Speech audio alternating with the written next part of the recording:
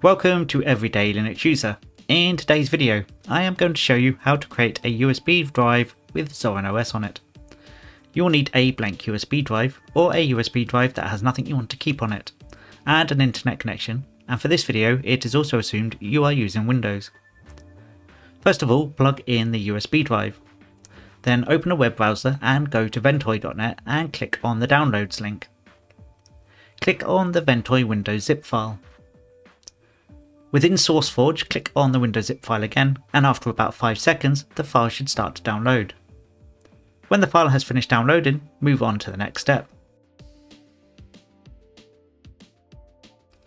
Minimize or close the web browser and open Windows Explorer.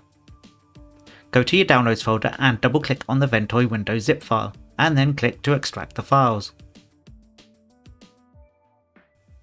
Double click into the Ventoy folder that has been extracted and click on the Ventoy to disk option.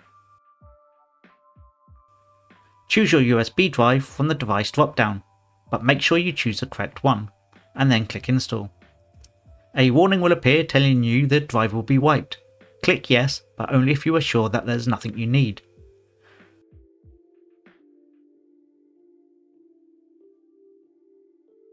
When you see the congratulations message, you can close down Ventoy. Open a web browser and go to zorin.com. Click download and scroll down until you see Zorin OS Core, and then click on the downloads link.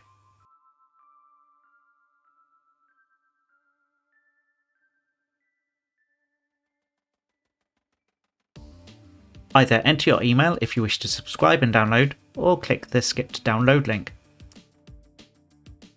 When Zorin has finished downloading, close the web browser. Open Windows Explorer and go to your Downloads folder.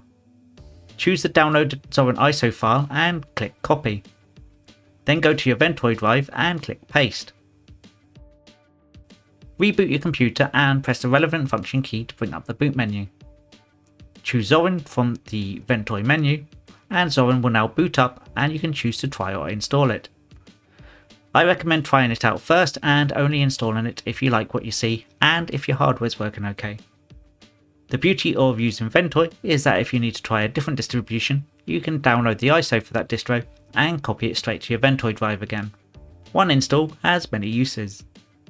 And that is the end of the video. Thank you for watching.